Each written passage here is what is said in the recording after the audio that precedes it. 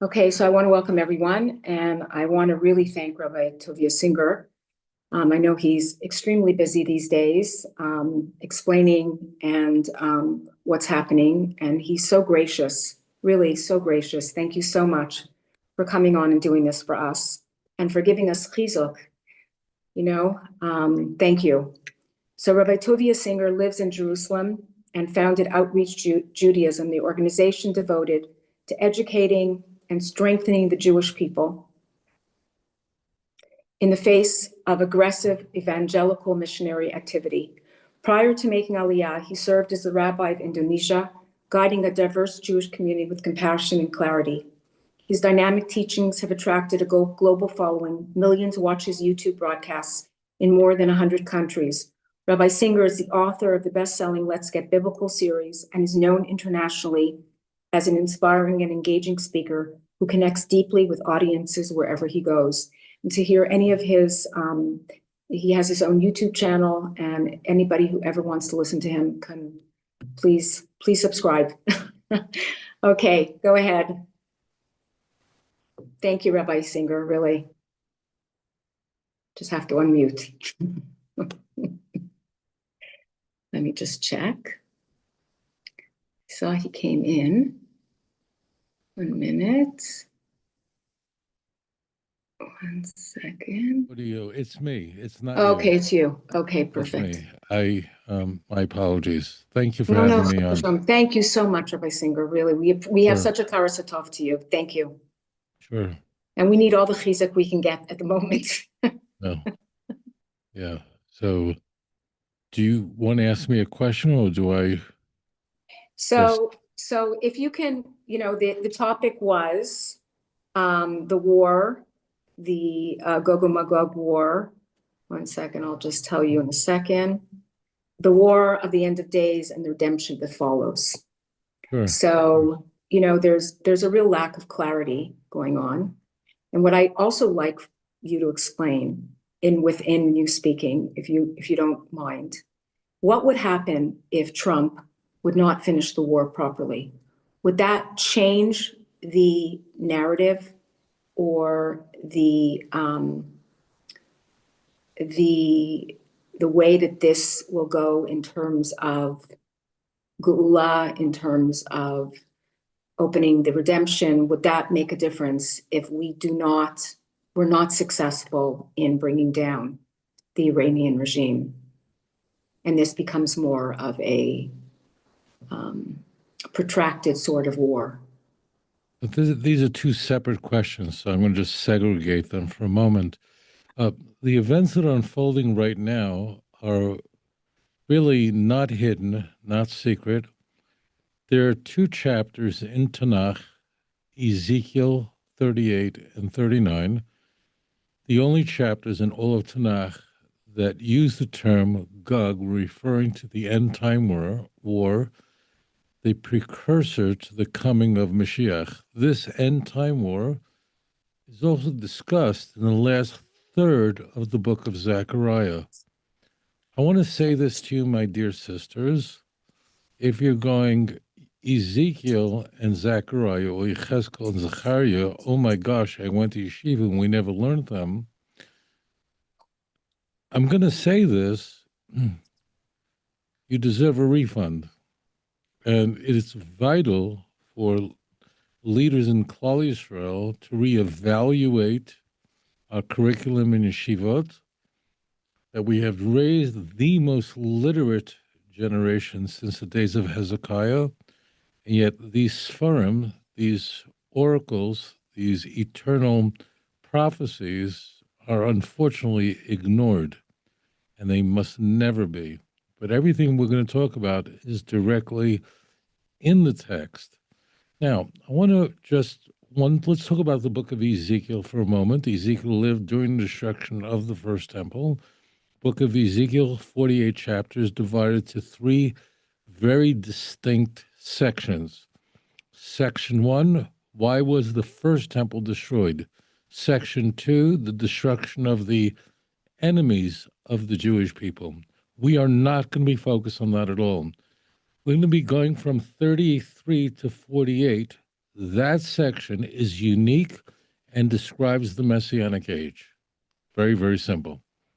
So, and incidentally, any of you could pick up Yechezkel 33, 34, God is the great shepherd, 36, the restoration of the Jewish people, 37, the great vision of the valley of dry bones. Ezekiel sees a valley of bleached out, dried out bones. Can these bones live? Asks Hashem. Ezekiel says, only you know, and an army resurrects in front of him, and we're told this is the nation of Israel that will resurrect, although logically they seem to have no chance.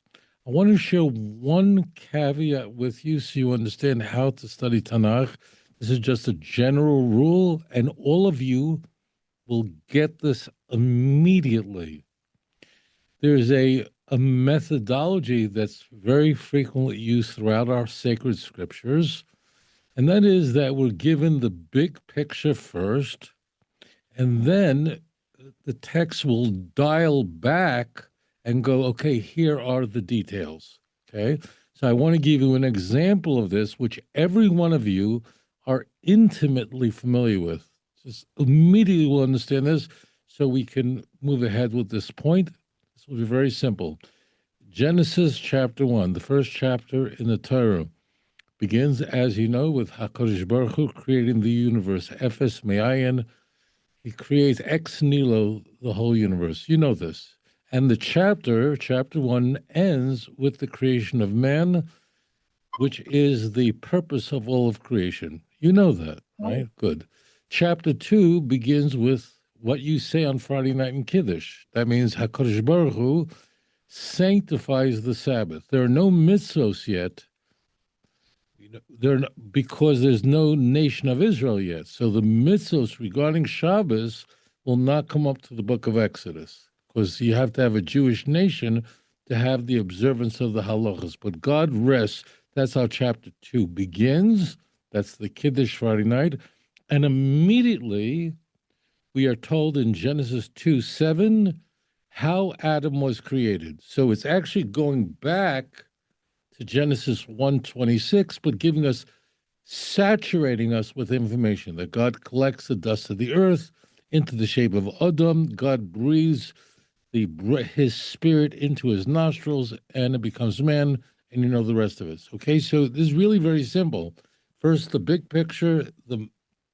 We have the macro, and then the micro. Daniel 9, first 2 verses, the whole story. Now let's give you the details. That's exactly what's going on here in Ezekiel. So Ezekiel 33 through 37 tells us about the Messianic age. But then 38 dials back and says, okay, we need to talk about details now. The war that will lead up to the Messianic age. And the term for the coalition of nations that go to war against Israel is called Gog, and the lead empire that goes to war with the Bnei Israel who have returned to the land, have a state, have an army, see Zechariah chapter 12, is Persia. It's explicitly there in Ezekiel 38, verse 5. The verse before it, Ezekiel 38, verse 4, tells us that God is going to force, like putting hooks in the mouth of a beast, is going to force these nations to go to war with Israel so that they can be destroyed before the eyes of the whole world, and this will trigger the coming of Mashiach. So this is all very easy, and incidentally, any of you could read this chapter and you'll understand now exactly what is going on. And moreover, the Rambam says this, and this is a statement that is throughout Chazal, and that is that whereas we can explain to you the basic meaning of the passages, messianic passage in Tanakh, it will only be the Dor HaGeula, the generation of the redemption, meaning us, they will fully and completely understand these verses. For example, the Rambam says that in the Laws of Kings, Hilchos Melachim, chapter 12 is a very famous chapter where he talks about Christianity and Islam and all of it. So he says very explicitly that people should refrain from speculative calculations. It's only the final door when they see it happening, they'll then be able to understand all of these passages. What is very important to remember also is that in that Persia would have been predicted 2,500 years ago as the implacable enemy of the Jewish people who will not resist, will keep moving ahead. Any other country surrounded by everything and smashed would have said, let's get out of here. But Persia is going to be held in, and the uniqueness of Persia is that while its leadership is an implacable enemy of the Jews, the people of Persia, I received many messages, emails from Islamic countries all over the world, but I received by far the most from Persia. So Persia is the perfect country in that once its leadership is destroyed, its people will turn to the God of Israel, which is really quite striking. Remember also, if we go back 2,500 years to the Persian Empire, its first king was Cyrus. Cyrus was a rather benevolent man, and the empire gave the Jews permission to come back to the land of Israel. They were friendly to us. Now, it's true, those of you who are familiar with Ezra and Nehemiah realize, or the book of Esther realize, that we had some difficult times with the Persian Empire, but the Persian Empire, it would be something very unlikely in the ancient world for the prophets to think Persia is the enemy, because we had big enemies, but Persia was not the big one. So they're saying Persia at the end of days is going to be the one. Number two is Persia is not an Arab country. They are not the B'nai Ishmael, although they are Muslims, they're Shia Muslims. We have no land border with them. We have no shaykhs with them. It's not like Syria or Jordan where we had a conflict over land. We never had that with Persia. So when the prophets spoke, they were not extrapolating from anything that made sense to them, because it wouldn't have made sense that Persia should be your implacable enemy at the end of days. But these are the words of Hashem, and now we are facing these days. We're told as we move in Ezekiel 38 about the events that happened about 1,000 days ago, nearly that, where they will see Eretz Yisrael without bars and gates, meaning people that are completely exposed. They will go in and they will kill many, many people. And this will enrage the fierce ire of God, and God will utterly destroy them. Very, very critical. Ezekiel 39 ends, and I encourage you, if you can, I just want to, I don't want you to be frightened. If you read Ezekiel 39, 21 through 29, that's how Ezekiel 39 ends. You would not need any commentary. You can read it in any translation if Hebrew is not your native language and you feel more, you would understand exactly what it is saying. You would understand exactly what it's saying. So it ends off explaining the reason why God is having a war as the immediate precursor before the coming of Mashiach. Tells us exactly why this is necessary. First of all, it'll be the kind of war in a kind of time where everyone will be able to see it. This is very striking, because 2,500 years ago, there was, of course, no internet, telephone, electricity. No one could see what was going on in one part of the world to another part of the world. It would take a messenger. But now we are living in a time where we are receiving instantaneous, not just information, but we're actually able to see the events with our own eyes. And that's very critical, because Ezekiel is going to say, again, I beg you to read it for yourself, that all the nations will see the destruction of Persia, and then they will know that I am God, and Klal Yisrael, the nation of Israel, will see the destruction of Jerusalem's implacable enemies, and then they will know that I am God. Ezekiel 39:21 through 29 also says that it is true that the Jewish people were sent into exile because of their sins. So this is not a chapter that whitewashes Jewish history.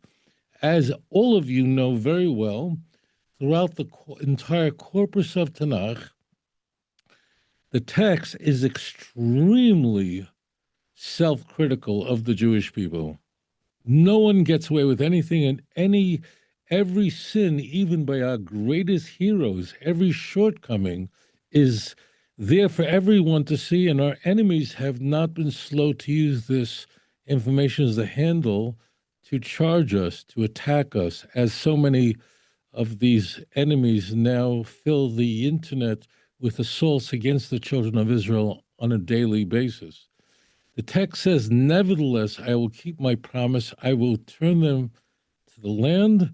All that means Gog. Now, why is Gog being used here? There's no country called Gog. The word Gog means a roof, a simple Hebrew word. It means those who trust in the physical roof, in contrast to those who trust in the clouds of heaven, the Anane HaKavod. That's why in Daniel 7:13, the Mashiach comes with clouds of heaven to God. Why is he coming with clouds of heaven? Because really the end day, the end time, the Achros Hayom moment is the people who trust in the physical world go to war with those who trust in the God of Israel. The Anane HaKavod, the clouds of glory. Biglal Zeh, because of this, we're told the end of the book of Zechariah, specifically chapter 14, verse 16, that all the nations that stand by Israel at the end of days, they will come here to Eretz Yisrael, and they will celebrate what festival with the Jewish people? Sukkot, the festival of tabernacles. In what universe are non-Jews celebrating Sukkot? Dafka, because they're celebrating, these are the non-Jews who stood by us, and therefore they are the people who trust in the clouds of heaven rather than the roof, those who are the allies of the God of Israel and the people of Israel. So this is laid out explicitly in Zechariah 12. Again, as I mentioned earlier, it's different kind of information. We have much more information in Ezekiel, but we're told explicitly, and Zechariah, by the way, is not an easy sefer, not an easy book to read. It isn't. It begins with many, many visions, but Zechariah 12, if you opened it now, you'd be able to read it without any commentary. You know exactly what's going on. The Jews returned to Israel before the coming of the Messiah. They have Jerusalem in their hands. Nations come to attack Jerusalem, attack Israel over the status of Jerusalem. Jerusalem will be a heavy, burdensome stone to all those who come against it. God will destroy all the enemies of Israel. Zechariah chapter 12, verse 9. There's then a great attack against the Jewish people. That's Mashiach ben Yosef. That's the source for it. That's the only source for that. And then following that, there's a great mourning in Klal Yisrael. That means a nation mourns. It's interesting. It says that men and women will mourn separately. Interesting point, Chazal tell us, the only source for a mechitza, a separation between men and women, in Tanakh, the only reference to men and women talking to God separately is this source, which is interesting because before October 7th, this was the biggest balagan in Israel, is that in Tel Aviv, they wanted to have high holiday services in the public square, which they do every year with thousands of people. And it went to the Supreme Court over the issue of could a mechitza be erected on public land. You all know this, and this is not an accident. This is all going on. But now I want to say this to you, even though I do not know you. Some of you I may have met, but I don't know you. But I could say this about you and myself, and that is that the people we were on October 6th no longer exist. We will never be the same again. We are changed as individuals and as a nation. This was a catastrophic blow, and those of you who have even a perfunctory knowledge of history, it has no parallel. The the Kishinev pogroms, it was about 50 Jews were murdered. These were tectonic events. Kristallnacht, 92 Jews. There's no parallel to 1,200 Jews being murdered in a matter of hours and 251 taken hostage. So that's where we are right now. And it's important to also bear in mind, I want to finish this off, and we can go to your next question.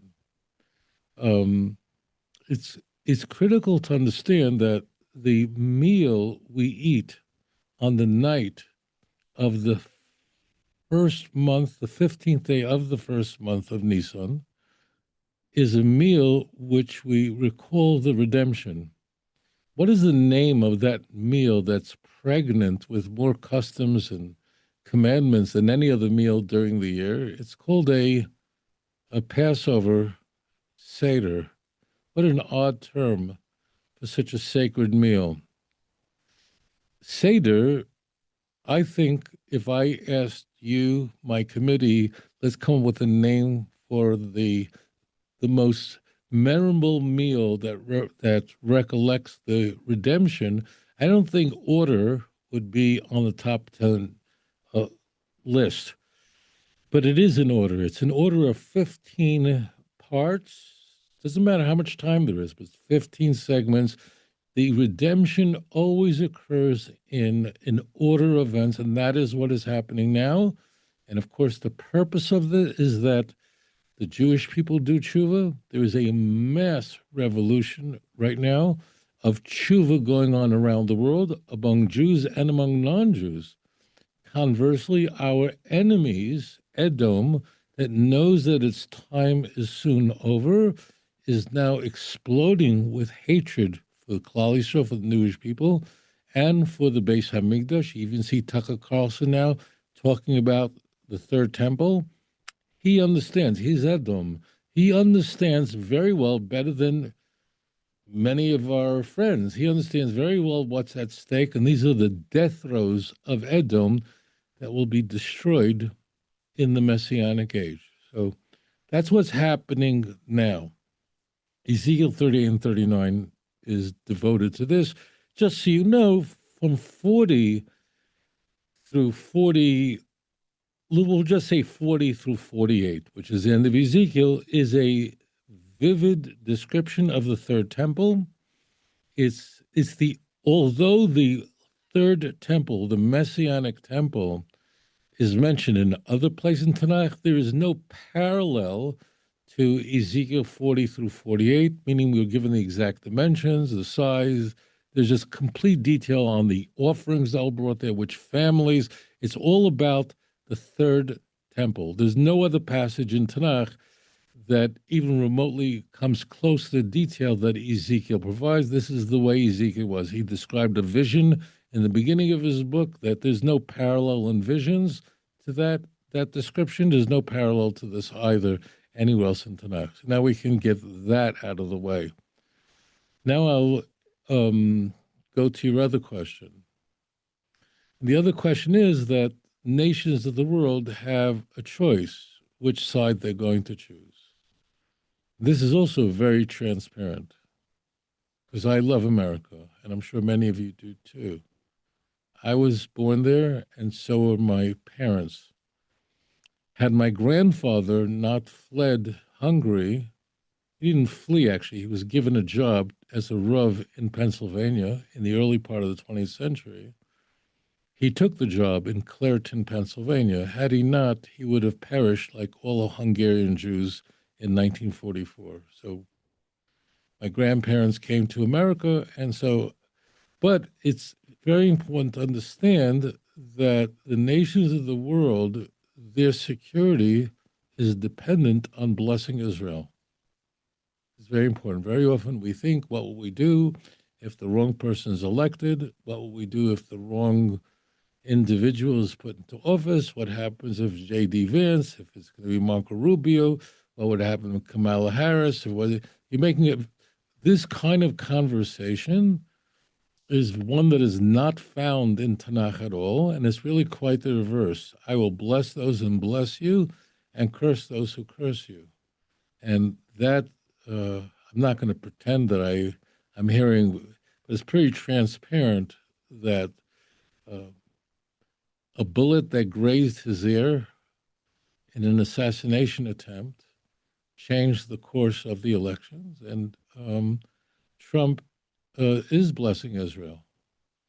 And he's doing it in a remarkable way, and he's doing it at great political risk. But America views Israel as is vital to its own security. America has a deep connection with the Jewish people, meaning the founding fathers of the United States had an affection for Jews. George Washington did. Alexander Hamilton went to yeshiva, went to a Hebrew school in the island of Nevis where he was born. His mother converted to Judaism, and he spoke Hebrew. So the United States is a very unusual country. However, every nation's security depends on if it blesses Israel. We see this explicitly. You're all probably thinking of Genesis 12, verse 3, which people keep bringing up. But in fact, it's in the oracles of Bilam. We find this in Numbers chapter 24, that the nations that bless, Bilam is looking at the children of Israel and saying, this nation cannot be cursed, and those who bless it will be blessed, and the other way as well. So that does not mean that Israel does not have to do its hishtadlus. It means that we have to do whatever is necessary. We find in Tanakh all over the place. As an example, when David HaMelech was nifter in the very beginning, when he passed away in the very beginning of Melachim Aleph of First Kings, because that's how First Kings really begins, with the David HaMelech is dying and Solomon has to be anointed. I'm not going to go into the details, but there's a big trauma on who's going to replace David, but it all works out. That part is not germane to this conversation. What is that God encounters King Solomon as a young man and asks him, what do you want? And King Solomon asks for wisdom, and God says, I'll give you everything, and there will be peace in your reign, and you'll be able to build the temple. That prophecy that Solomon will build the temple, we already have in 2 Samuel chapter 7. The key point is that Solomon Shlomo HaMelech had a promise from God that he's going to have a reign that's going to be completely peaceful, in which he'll be able to build the temple. So it could be that he would say, well, I have nothing to worry about. I could just relax and not worry about security, because what better guarantee and what better guarantor than the Almighty himself? But that's not what he did. He acted in every way possible to ensure there would be peace in his time. And some of the things he did were somewhat provocative, that got him in some trouble, as I'm sure all of you know. But what is germane, so I want to just make this point. I know that I'm speaking to people who have different points of view on some issues, but I think we all know very well that one of the many things we could take away from October 7th is that following October 7th, Israel was putatively, utterly reliant for its survival on the United States. And that can never be again. We have now less than 3 years left. Although I believe, I want to be very clear to you, it's not that the Mashiach is coming. It's not that this is the Hischalta de Gula, that we are actually in the Messianic age, which means all the events that are supposed to occur are occurring now. But we must conduct ourselves with hishtadlus. We are now, according to a very, very clear prophecies, we are now in the Messianic age, meaning the events now are occurring because it's here, it's now. We are bearing witness to something that our great-grandparents could have only dreamt about. It's happening right now. But to address your question directly, I don't want to dodge it. It's very, very clear that anything could happen in Washington in 2028.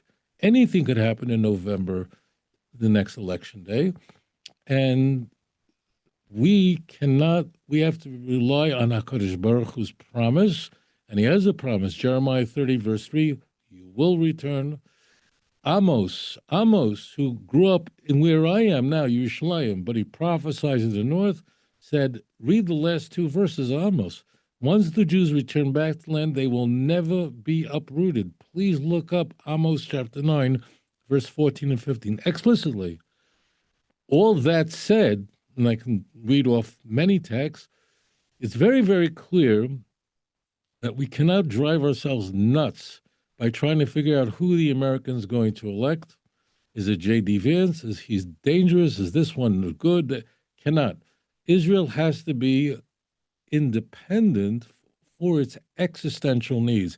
That does not mean that countries don't rely on each other. Of course they do, but not for their entire survival. This is clearly the case, but other countries, however, they don't have a covenant with God. They don't have God's hand upon them, and they can choose one way or choose the other way, and depending how they choose will depend on if God will bless them and preserve them.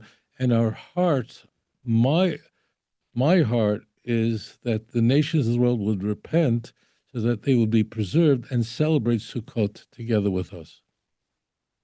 I have a few questions to ask you concerning what you spoke about.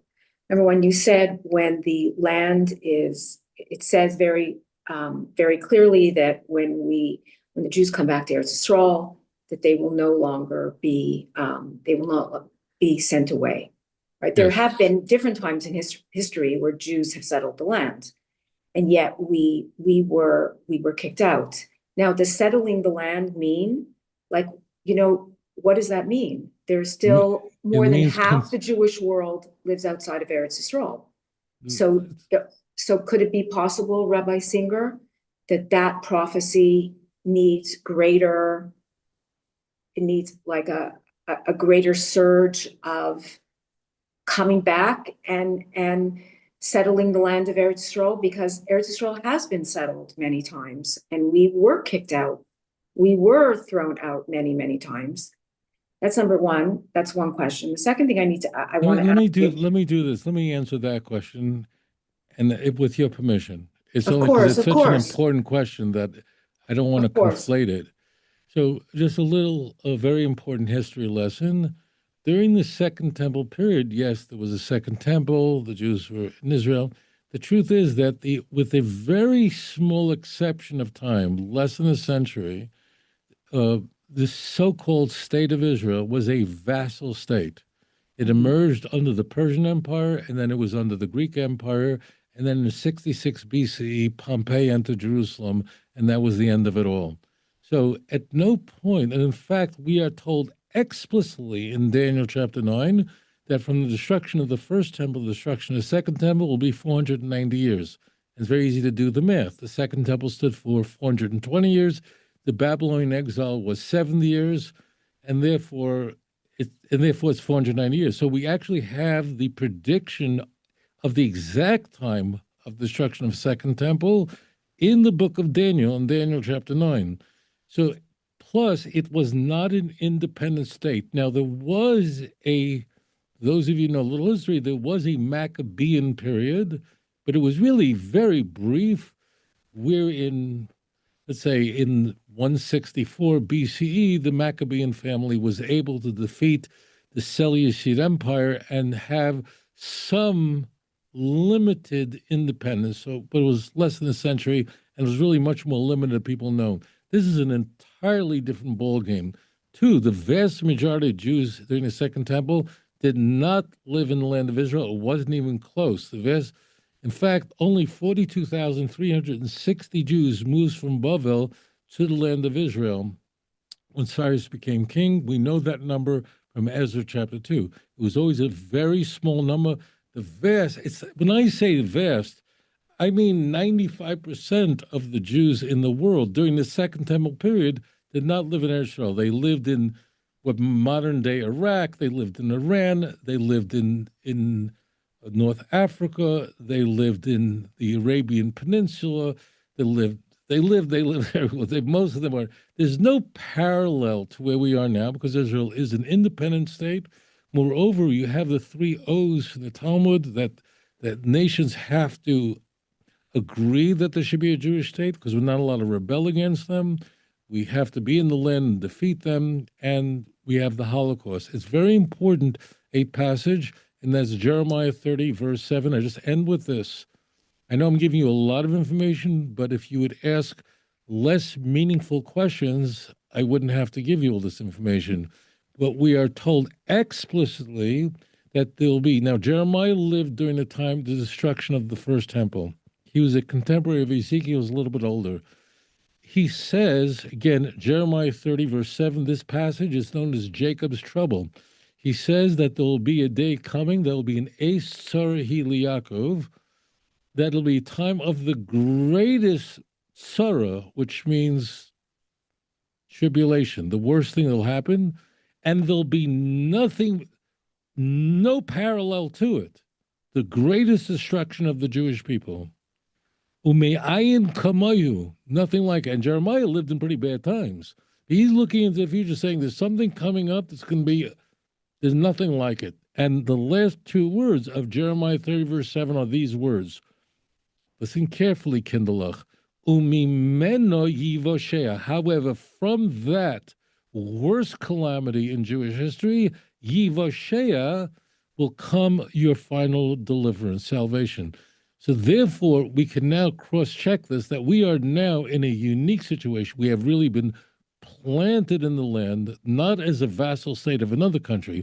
Oh yeah, we're a little bit too dependent on the United States. Absolutely. Well, the 13 colonies were too dependent on the French, those of you know American history. But America is an independent country. So we are now really at the very end.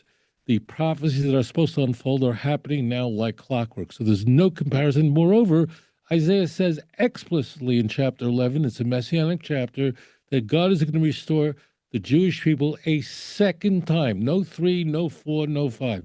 The first time was when he brought us out of Egypt, and this is the second time.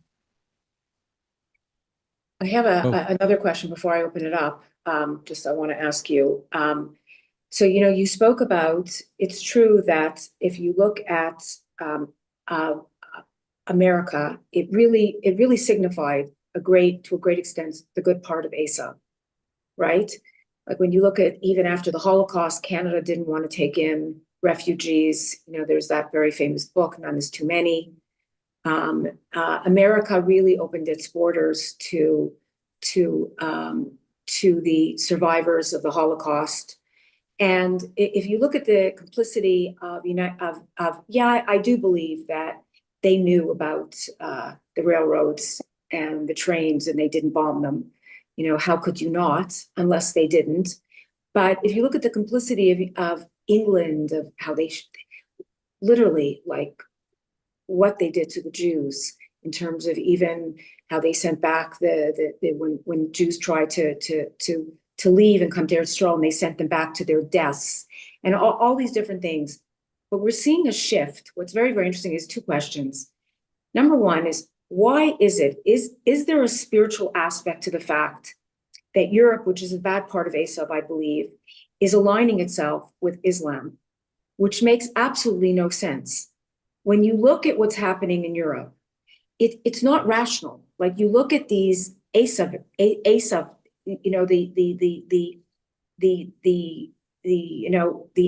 people, the Christians, you wonder if they're thinking about the future of their children and their grandchildren, because they are they're doing things without any sanity, any common sense. Like when you're watching it, you actually sit back and you wonder, like, what is it's almost like something's taken over their mind and they've lost their sanity. They're forget their moral clarity and moral courage. They there's no rational, logical, sane thinking anymore. That's number one. And I'm curious if that's a spiritual issue.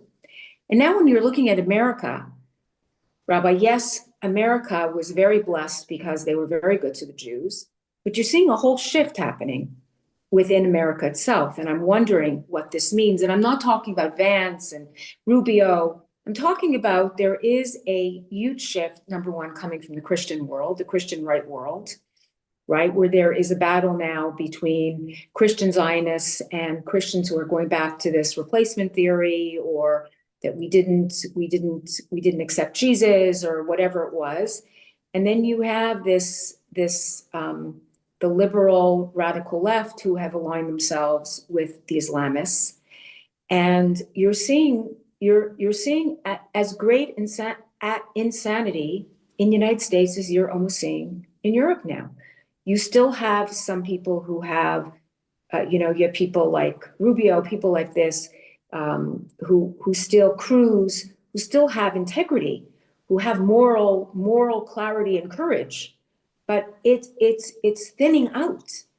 And what we saw happening in Europe in the last 10 years is now beginning to happen in the United States. And I'm wondering, what is this in terms of, is this a spiritual thing? Is Yes, this, of course. but what is, let me help you out here. It's really very okay. simple. The notion that Christians would stand by the Jews is completely new and novel. Mhm. The church always, so it's not like what's happening now, the church is turning against the Jews. The church is Edom and an implacable enemy of the Jews. However, there was a phenomena that occurred in the 19th century, and that created a shift. John Nelson Darby, a British theologian, came to America. He was born, I believe, in 1802, and with a new idea that, now I'm not going to go into all of his theologies. It's called premillennial dispensationalism. Most of it has nothing to do with our conversation, so I'm not going to discuss it. The only thing that's germane to us is that he declared that what the church always held, that the Jews are no longer chosen. This is the view of the Roman Catholic Church, the largest Christian denomination in the world. It is the view of the Orthodox Church, which is the second largest Christian denomination in the world. The Orthodox Church, by far, is the most anti-Semitic denomination because they never even had a Second Vatican. They absolutely despise us. The view of the church always was that it's true that the Jews were once chosen. Openly, we'll tell you that. But in fact, the Jews have lost their chosenness because we killed Jesus. And we are accursed to never have sovereignty in the land again. And the church is the new Israel, and they have replaced us, and all the blessings originally assigned to the Jews have been replaced. Moreover, listen very carefully, the church fathers all said, but this was very clearly articulated by Augustine, Chrysostom. They actually all said this. It doesn't matter what their names are. All the church fathers said the following. You have to listen very, very carefully. The church fathers said, in that the Jews were expelled from Israel, from Jerusalem, and the temple was destroyed, and the Jews are now in a degraded state, proves that Christianity is true and Judaism is false, and the Jews can never return, which is the proof that Christianity is true and has replaced the Jews. This is everything. Augustine speaks about this extensively in his polemic against Manichaeism, in his magnum opus, the City of God. It's everywhere. So do you understand that? It's not that he's saying, I don't think it's a good idea, or he's saying the Jews are being punished. He's saying that in that the Jews are no longer in Jerusalem, have been expelled, and are in a degraded state, spread around the world, proves the truth of Christianity. Now, you can only imagine, given what you just heard, how troubling and problematic the state is. And that is for this reason why you're seeing an explosion of hatred now that really in our lifetime, we've never seen it in the mainstream discourse. Yes, it's true that there was a David Duke. There were wacko neo-Nazis that wanted to march in Skokie in the late 1970s. There were always weirdos. I'm not saying there weren't, but they were not a part of the discourse of the mainstream. But today we're seeing that. Candace Owens joined the iteration of Roman Catholicism of her husband that rejects the Second Vatican Council from the early 1960s, where the Catholic Church, in response to Pius XII's alliance with the Nazis, hence Hitler's Pope, he was a good guy and he produced a document called In Our Time, Nostra Aetate. The Catholic Church but they didn't undo replacement theology. So that's all you're seeing today is this is an American experiment of Christian Zionism. Christian Zionism, like, for example, America's ambassador to Israel who was the 14th governor of the state of Arkansas, is a Southern Baptist minister ordained. He's very knowledgeable. I know him. I've given him tours of Israel. He's a very nice fellow. He will tell you America can only be blessed if it blesses Israel straight away. But this is a new innovation. And this is interesting that it takes place in the 19th century. Because in the 19th century, this is the time in the century after the Vilna Gaon. So the Vilna Gaon already lived during the time of the American Revolution. He said America would be the last gullus of the Jewish people. He wanted but never was able to come to the land of Israel. His students succeeded in coming here to Israel with a messianic hope. They weren't coming to Israel because there was no room left for them in Eastern Europe. It was the purpose of bringing Mashiach. So there's already messianic spinning that's taking place in the Jewish world and in the Christian world with the explosion of Christian Zionism, Cyrus Scofield. These names may mean nothing to you, but they mean it's huge. So therefore, what you're watching is the center has completely fallen out. And therefore, people are either moving in one direction, and that is of Tucker Carlson, of Candace Owens, of Nick Fuentes, and I can go on with all these wonderful luminaries who we all adore, that we can go in that direction, or we can go in another direction of people who are emerging, who are standing by Israel, and you know who they are. But what we don't have today are people who have no opinion. Everybody has an opinion about the Jews. Everyone has strong opinions about the Jews. And to prove this point, I don't know you, but I imagine if I asked you, what do you think about the most successful race on the planet, the Chinese? I'm sure you wouldn't have a very strong opinion about the Chinese, the Japanese, the Koreans. It would probably be something parv. With the Jews, everyone has a very strong opinion, and that's because of the time we're living. That's why this verse says, I will bless those who bless you and curse those who curse you. What about the people in between? The answer is there won't be anyone in between. And that's what's happening today. It's complete polarization on Israel. And what Tucker is trying to accomplish, what all of them are trying to accomplish right now, is to guide the Republican Party, which was very pro-Israel, away from Israel, and so that in November 2028, a favorable presidential candidate will become president of the United States. To them, that's what's happening. Everyone's fighting over that issue. But where does that place? Where does that place the Jewish people in terms of this whole picture of redemption? So as it turns out, Israel is not in danger. It's the world that's in danger. That means you're looking at it as though you're standing between the New York Times opinion page and the Wall Street Journal's opinion page, which are polar opposites. And I don't have to tell you which is what. And go, oh my gosh, this is totally not consistent with Tanakh at all. Eretz Yisrael, the hand of God is upon this land. That does not mean we don't do hishtadlus.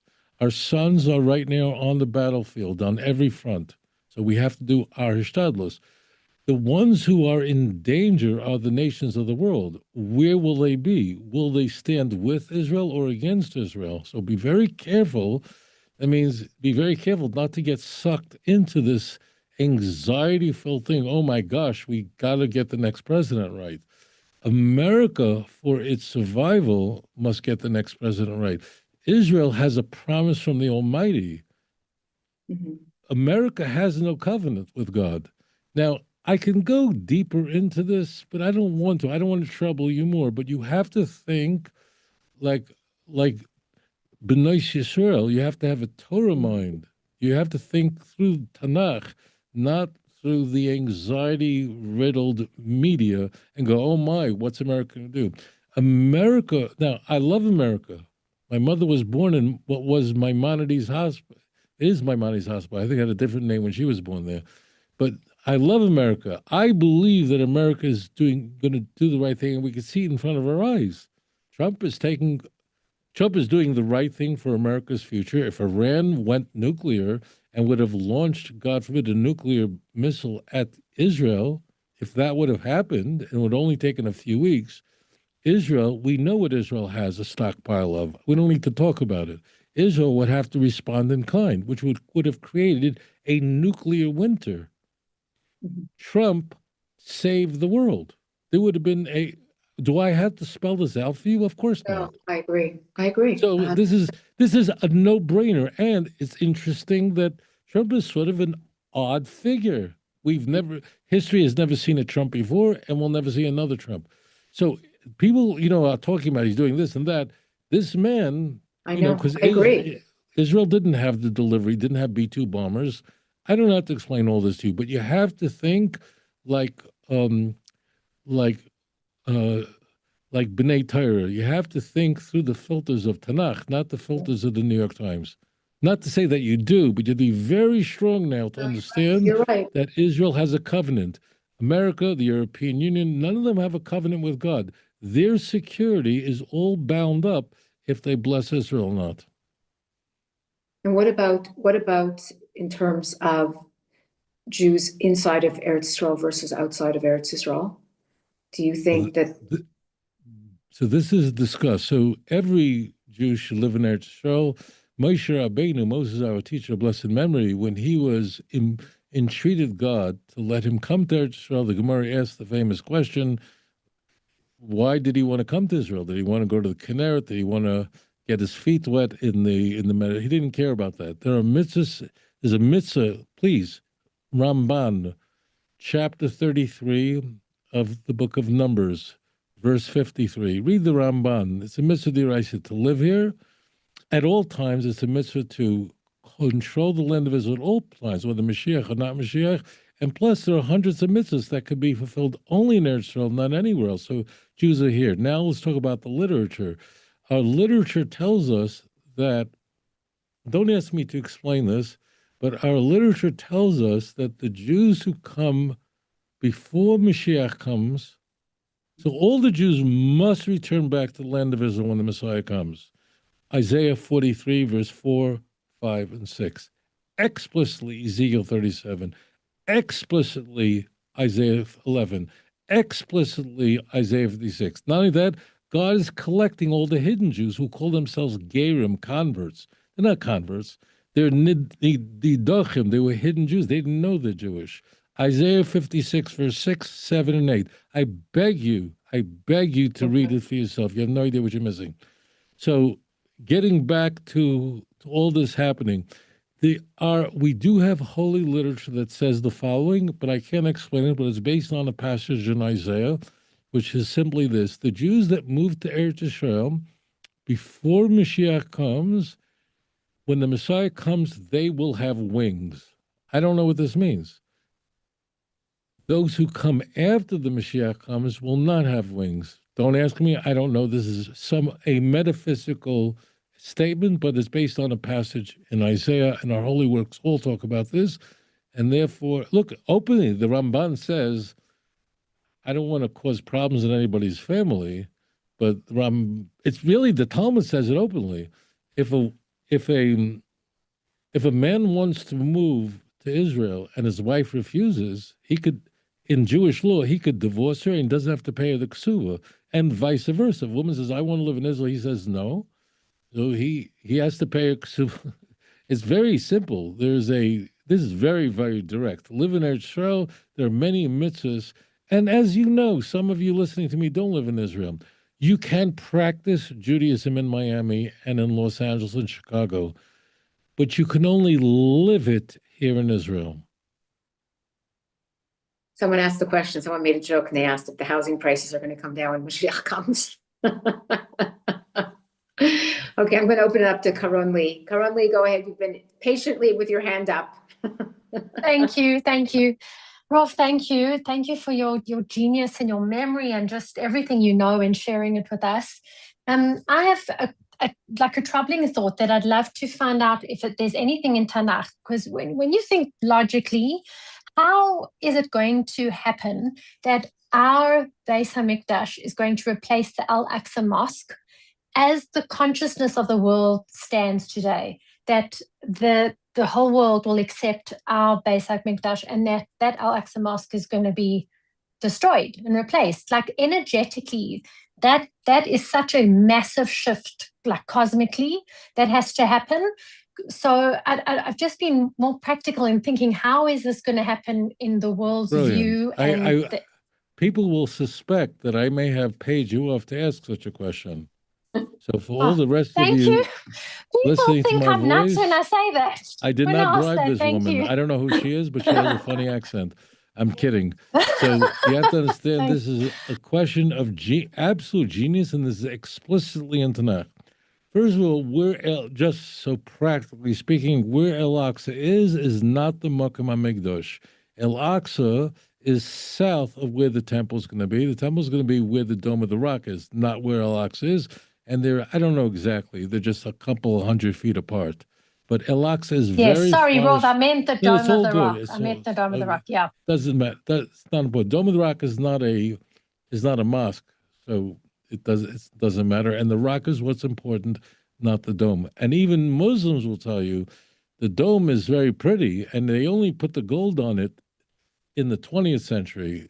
It's not that important. It's a shrine, but it's the rock that's important, number one. But that's not the real answer. I'm just making this little comment here. This is expressed explicitly in Tanakh. I beg you, daughters of Israel, you were born from above, not from below. You have a right to know your own Tanakh. I beg you to read. You don't have to even memorize verses. You tell me I have a great memory. Not really. The last 3 verses of Ezekiel 37. So if you're watching this on television, on a computer, open up Ezekiel 37, and we're interested in verse 26 through 28, which explicitly talks about the building of the final temple. And it says that when the temple will stand in your midst, read it for yourself, then the nations will know that I am Lord. This is very important. So we are told explicitly that in the Messianic age, listen like you've never listened in your life, there will be only one religion in the world. That's central to everything. All the world will worship and acknowledge the one God of Israel. Every tongue will swear in his name, and every knee will bend to him alone. Isaiah chapter 45, verse 23.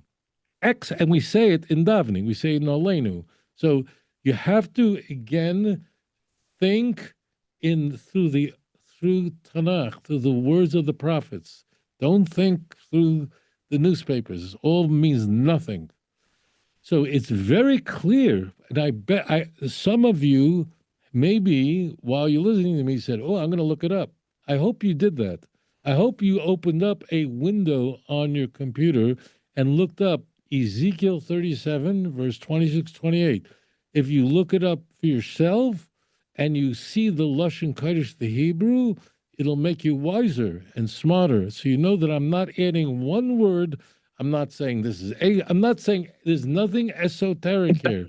It explicitly says that when the temple will reveal my sanctuary be in your midst, then the nation will know that I am Lord. And therefore, when the temple will be on Mount Moriah, and it's very, very soon, everyone will be very happy and will be dancing and will be celebrating. There'll be no dissension, no discord at all whatsoever. Don't think about now in the Messianic age. End, period. Okay, we're going to take the next So, question. Rolf, Ashley? sorry, can I just add on to that? Sorry, Naomi. I just want to ask, so Rolf, but that's going to require evil, the Satan Yetzirah that's in everybody, to be destroyed.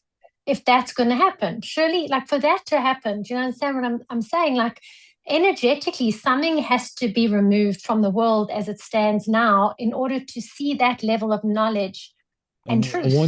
I want to be very careful with you. Everything I'm teaching you is exactly explicitly in Tanakh, but I am not going to pretend to tell you how people's consciousness will shift. However, I will say this. I'm on some broadcasts almost daily. I'm interviewed sometimes more than 2 and 3 times a day. I want to just teach you how to think like a daughter of Israel. You have to understand.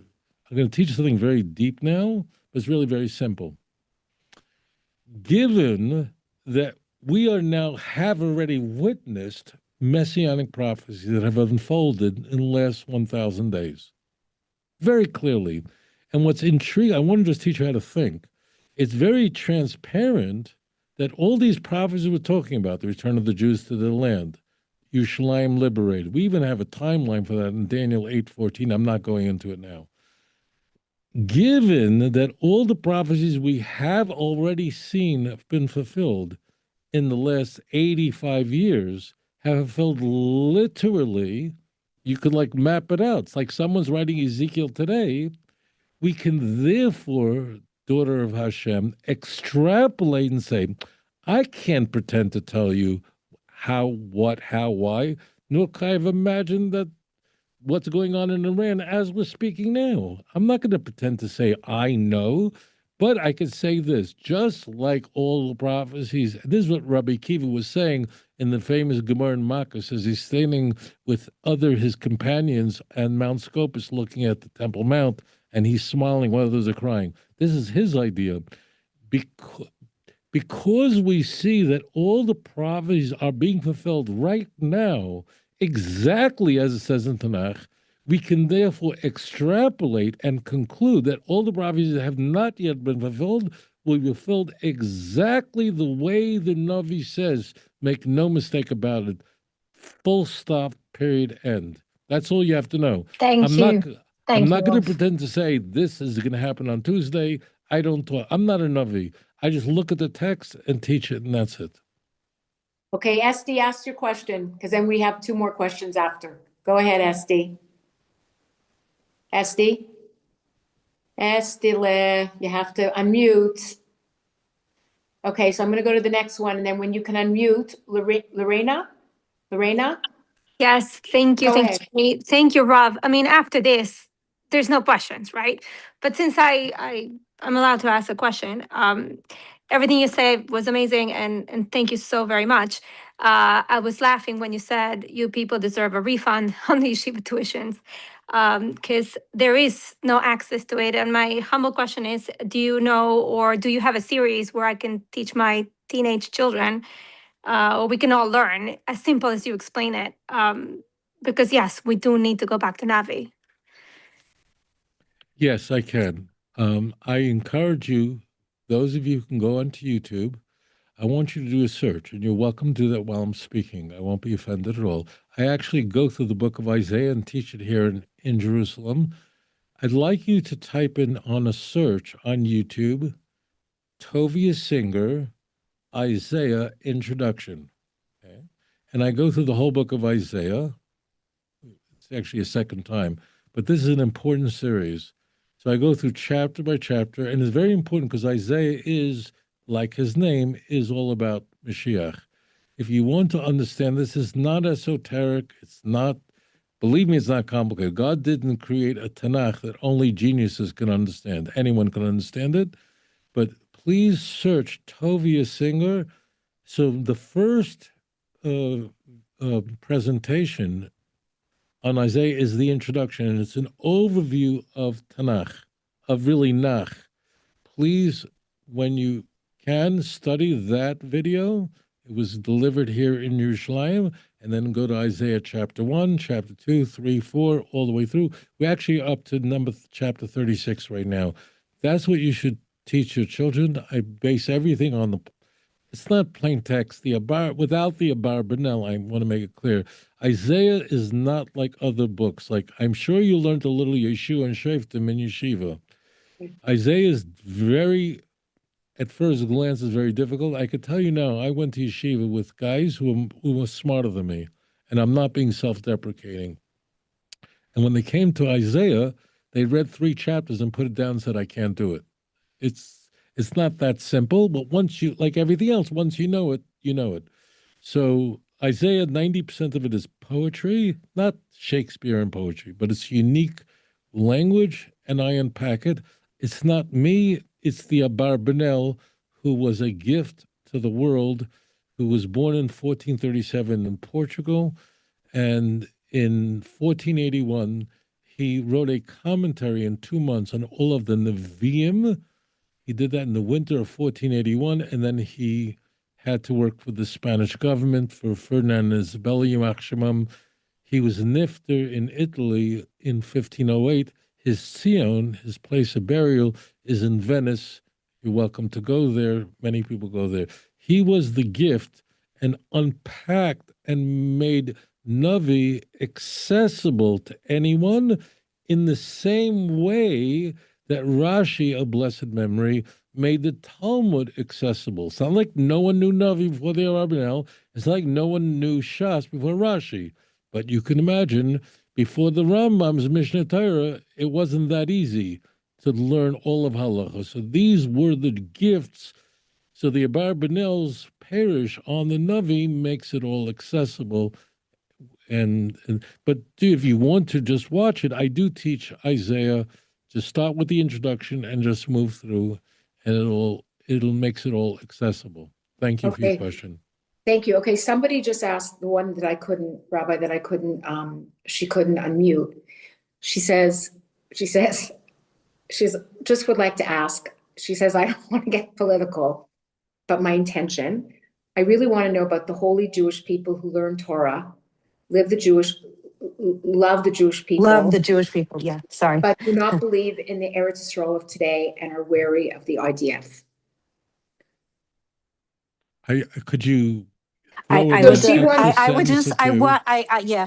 want to understand. This is not about getting into any ping pongs. I really want to get where they're coming from. Like how these are from people. Like I'm not judging them. I would like you to do an experiment, please. Okay. I ask you to do an experiment.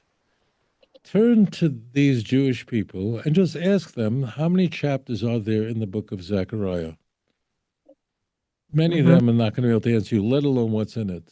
There's a problem. It's a mamish and maisis sudden. It was the right that the yeshivas don't learn. Right. This. It's a disaster. But I'm talking about It doesn't matter. I'm talking about the big tzaddik that died, that had this belief, right, in his Hasidim all, right? There's a belief that if I understand it, that the land of Israel is not, the government is not from, right? You could say it better than I can. And in their mindset, no, you don't.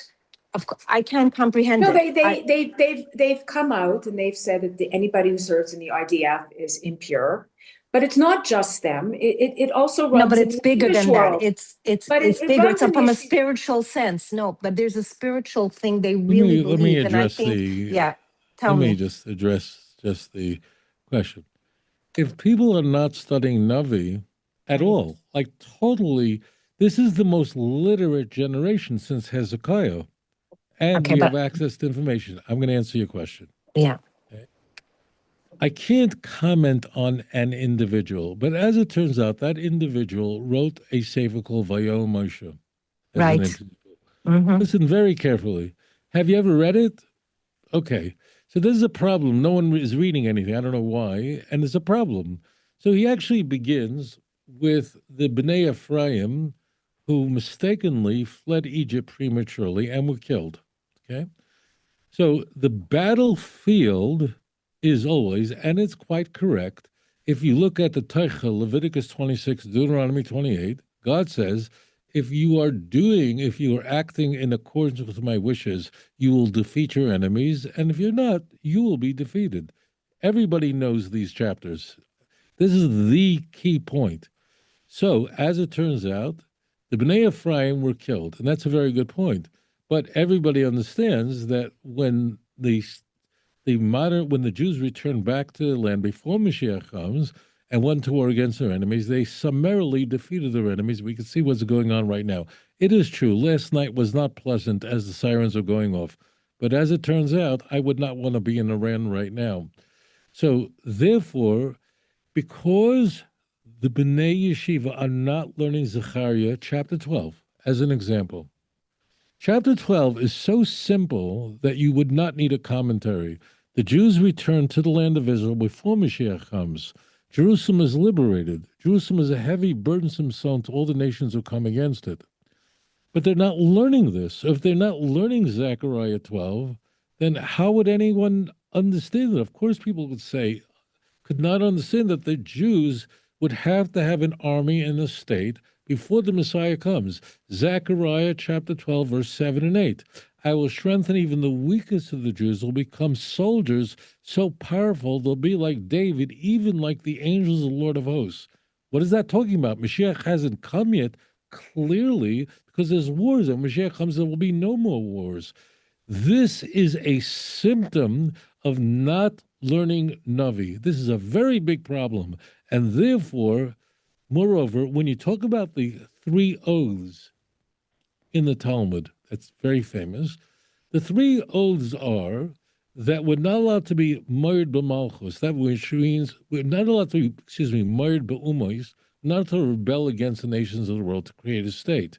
But as it turns out, why was there a vote in the UN in 1947? That means these 3 oaths, I have videos on this, these 3 oaths have a corollary.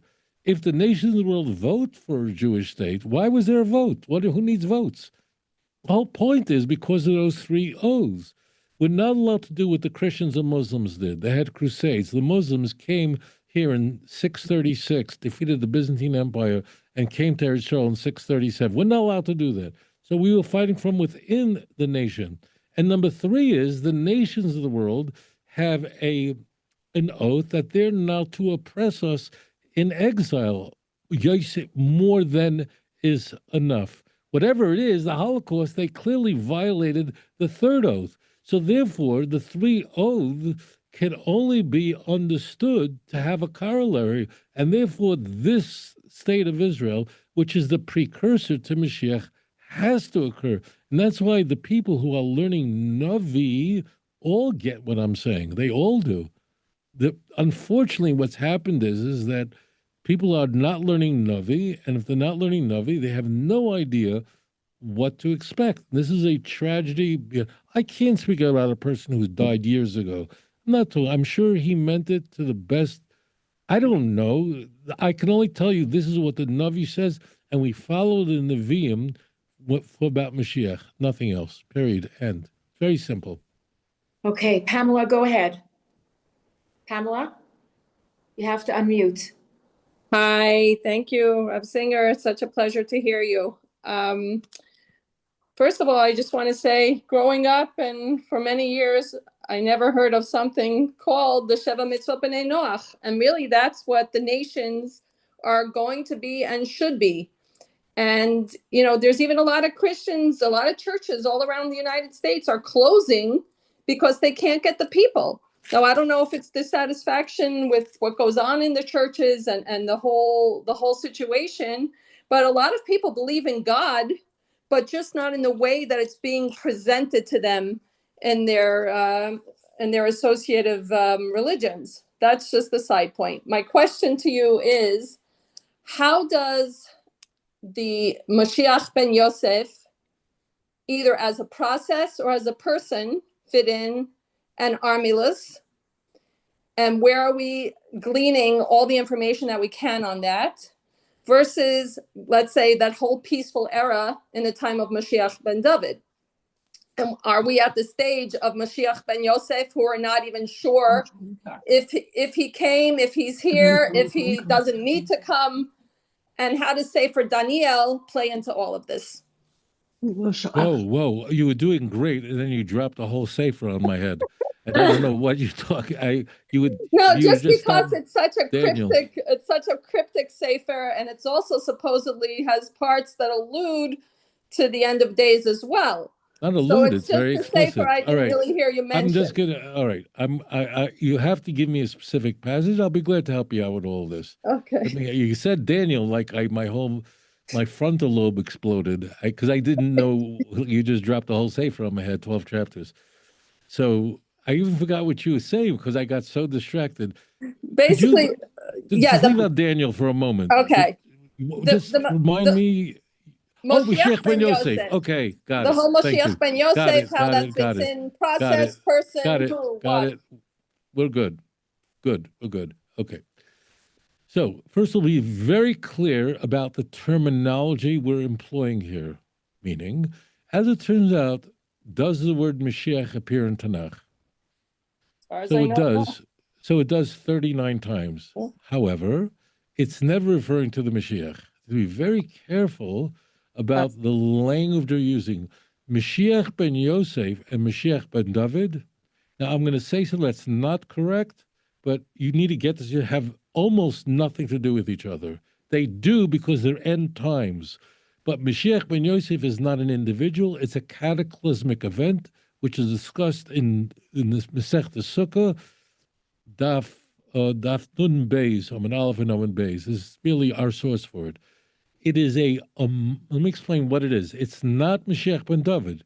It's not a person. It's an event.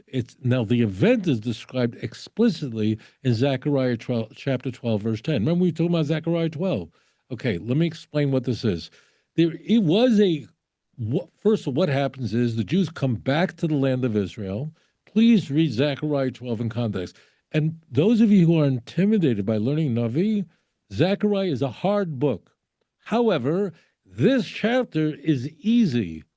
Any one of you now could pick it up and start reading and say, wow, you could just read it right through and doesn't mean you won't have a question, but you'll understand exactly what it's talking about.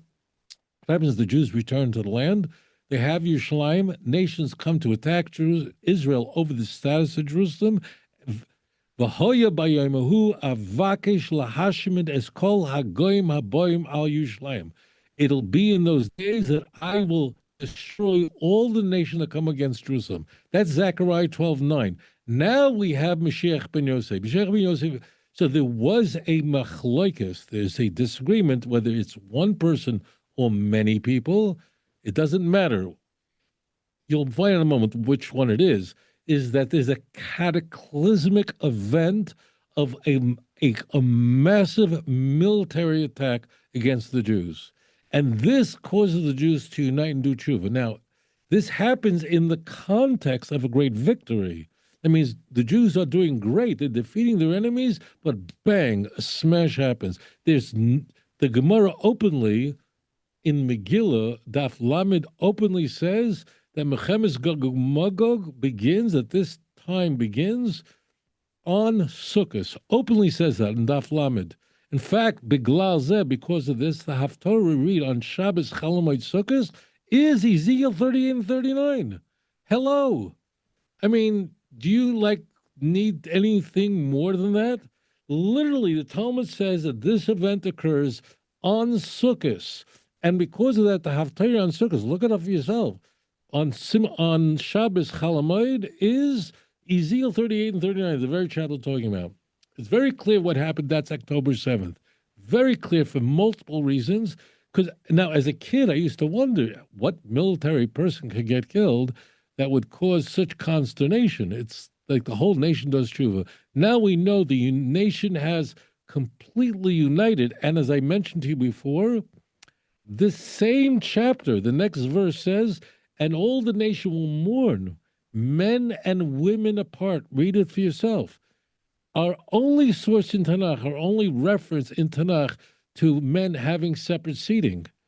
In fact, Chazal tell us if during a time of Avelus, during a time of mourning, that men and women should sit apart, al achas kam v'kama, how much more so during a time of ordinary tefillah. So this is so transparent what happened. The Jewish people were hit with that's why the text is Vehe bitu elai et asher dakaru. They will look to me because of those that were pierced through, that were killed. And this works perfectly with Ezekiel 38 is a tragedy, a horrible thing. What I have to tell you, in chapter 38, verse 8, 9, 10, 11, 12, 13, where it says that these are people who had no bars, had no protection, had no gates, and they were out. 364 kids were out just, I don't know, sleeping in the middle of the wilderness, but just a couple of miles from Gaza. It's very clear what happened. Mashiach ben Yosef, the purpose of this event is singular. It's discussed extensively, is that it's a trauma in the midst of victory that causes the Jews to unite in a state of pain and mourning. And it is this unity that will cause the Jews to repent and do tshuva. They can't make tzitzis fast enough to keep up with the demand of newly religious soldiers that now want to wear tzitzis and want to wear tefillin. They can't make it fast enough. They're trying to find ways to make tzitzis at night because normally that's not how you do it. There's a massive revolution that's gone on. So that's what Mashiach ben Yosef is. It's not an individual. The key is it's an event of horrible trauma. There is a passage you all know because it's recited at the Bris Milah and a Passover Seder. B'domaya chayi, you live by your blood. It's actually a passage from Ezekiel. Jewish people from trauma emerge stronger. We do not have a monopoly on suffering. There are many other peoples and nations that have suffered plenty. The distinction between the Jew and other nations, however, is when other nations endure suffering, it weakens them. Conversely, when the Jewish people endure suffering, although it's of course unwelcomed, we become strong, like the egg, the beitza that's at the Seder table. The egg is that one food, when you boil it, it becomes hard, and we eat that, and that represents the korban chagiga. So therefore, the Jewish people are united. We're undoing the sin of what destroyed the second temple, basis hatred, by having basis love. And therefore, this is a critical event before the Mashiach. Now, Mashiach ben David, which is not used in Tanakh, Mashiach is called David in Tanakh. See Ezekiel 37, verse 24 and 25 as an example. And he's called a Nasi in Tanakh 21 times at the end of Ezekiel. He's not called Mashiach. Now, he is anointed. We don't call him that in Tanakh. It's not that the word doesn't appear there. It appears plenty of places. You can have a non-Jew who's called the Mashiach. Cyrus in Isaiah 45, verse 1. So Mashiach ben Yosef is clearly what occurred on October 7th, which is a necessary precursor to everything that is unfolding now. Okay, we're going to take a last question. Alyssa, go ahead. Alyssa, you have to unmute. Alyssa. Good morning. Thank you so much. That was incredible. You're absolutely incredible. So I have a question. You brought up like the Christians, they put a lot of blame of the Jews and hatred against Jews because of the sale of Yosef. But if you look in the Psukim, it seems like the brothers went off to eat, and then Reuven came back to take out Yosef, and he was gone. So I don't really believe that they sold Joseph. I believe that, like the Ishmaelim, I don't have the Psukim in front of me, but he was taken out of the pit, and... Right, this is the Rashbam. You're correct. You're correct. The Midianites took them out and gave them over to the Ishmaelim, and that's why Reuven later on said, we killed them. They didn't really know what happened. You're right. It's a correct reading. Okay, so the Christians are blaming us for something that really didn't happen. Right? And the hatred and the martyrs, and can you explain that? No, I don't think you should make that connection. Well, they always say you sold Joseph, and then that's why the martyrs were taken down too by the Romans. I say this to you, my sister, that when you have plain, simple passages in Tanakh, you don't need to do that. I mean, we don't need to do that. All we need to do is say, is a tragedy. See, we're learning Torah, we are, but we're not learning the Nevi'im. And all of you somehow are under the illusion that like I'm somehow smart. I'm not, and I'm not terrific. These are just simple passages, and I encourage you. I think it's a mistake that was born out of we didn't get a proper Navi education. So we're looking for shadows in the Torah, and it's true. Ma'aseh avos similar bottom. So this is a good principle that the events that occurred to our forefathers are things that will repeat itself today. However, we now have in front of us clear passages that tell us exactly where we are right now. So I, by the way, love the way you learned those passages, that they actually, the brothers didn't know what happened. And that explains why Ruvain later on said we killed him, because really the Midjonim, they were sitting down to eat. The Midjonim took the body, took Yosef and sold him to the Bnei Ishmael.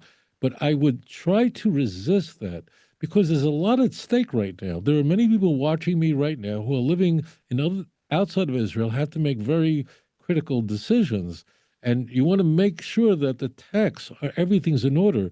So why appeal to something that's a little esoteric, where it's a sort of a shadow? It's good that we see that, but we want to use the most sturdy passages. And that's why we really are looking at Zechariah. That's why we are looking at Ezekiel. These are the chapters that are saying, here it is. So we don't need to, I'm not saying you shouldn't, but first learn Tanakh and you'll find that it's all there and it's happening now. So I believe that's the proper approach. I have a very broad audience around the world, so I have to be very careful to go with the plain meaning of the text rather than these shadows. But the Rashi's grandson brought out what you described in going back to the events surrounding Joseph. So it's so interesting. We're going to finish off here because we have to finish up our tefillah. But then when you listen to tzaddikim, and so many of these shurim that we listen to, they always bring up the fact that our generation is still suffering for the sale of Yosef Atzadik. So if it's not there, why would all these tzaddikim consistently speak in that language? Right. So this is a very important point. Now, so if you think about logically, what did I have to? You were born, you didn't, no one gave you a choice, you didn't do anything. Right. Or why on Tisha B'Av do we recount the Asara Haruge Malchus, the 10 martyrs that were murdered by the Roman Empire, Yamach Shemam? Why do we think about Miriam and her son? Why any of this? So this is a tremendous misunderstanding. Not that these rabbis are saying things, they're not saying anything wrong, but it's misunderstood. I need to explain to you. First of all, explicitly in Tanakh, the righteous cannot suffer for the sins of the wicked. So there's no way it's openly in the Torah, it's openly in Cheskel, God does not punish innocent people, what the wicked do. So how is it that if we take these events in the past to heart, the martyrdom of great people who gave their lives for their faith, how does that atone for us? How does that help us at all? So the answer is very simple. Listen very carefully. They cannot die for you. That can't happen. However, there is a caveat here. The Gemara says, it's the Gemara in Shabbos, Taf Kuf Hey, Amid Beis, Kol haboicha al odom kosher, moichel loya kol avoy noisav. Translation, whosoever weeps over the suffering of righteous people, all his or her sins are forgiven. And therefore, if we take to heart the errors of the past and the suffering and vicissitudes of the past, and we take it to heart and we weep over it, if we think about how Rabbi Kiva was murdered, how Rabbi Tarfon was murdered, if we think and we take it to heart, I'll give you an example, just if I may. I remember when Ramosha Feinstein, who was my father's Rebbe, was Nifter, I remember being at his levaya, his funeral in the Lower East Side of New York. There may have been 300,000 or 400,000 people there, and then his body was flown to Israel. So there were people in the streets of New York. I remember this very well. Some of them wearing bar mitzvah yarmulkes on, and they were crying like babies on the streets. they were crying like babies at Ramosha's funeral because everyone was on the streets. No one can get in there. The key is that if you wept when that great giant died and you considered his life and his death, so it's like in Kippur, all your sins are forgiven. Therefore, Biglal Zeh, if you think about, you take to heart the vicissitudes of the past, the sufferings of the past, the greatness of Yosef. Here Yosef is a tzaddik. He was a person who was betrayed, who a woman lied about him when he was being righteous. He was thrown into prison. Many of us would have given up on God. Why am I stuck here in prison? And then the winemaker forgets about him, and he stays solid with God. And we take that to heart, all that suffering, so God forgives our sins. It's not that we're responsible for what they did. You were just born. You have nothing to do with it, but you do. We're part of that shalshelet. It's very easy to be self-deprecating and say, we're the small, tiny, little, nothing generation. Mistake. We are standing on the shoulders of our great-great-grandparents and part of that eternal chain. We are to contemplate these events of the past, not because we're responsible for it, but if we take it to heart, then all our sins are forgiven because we said, now I understand who we come from, where we come from, and not only our remarkable past, but our glorious destiny. May we see the moment when all the nations will speak B'safa Berura, as Seifania HaKadosh V'Atar, the great prophet Zephaniah, preached on the streets where I am right now here in Jerusalem. Thank you very much for having me on. Thank you, Rabbi Singer. This was remarkable. Thank you so much. Thank you. Mamash, thank you. Amazing. Brilliant.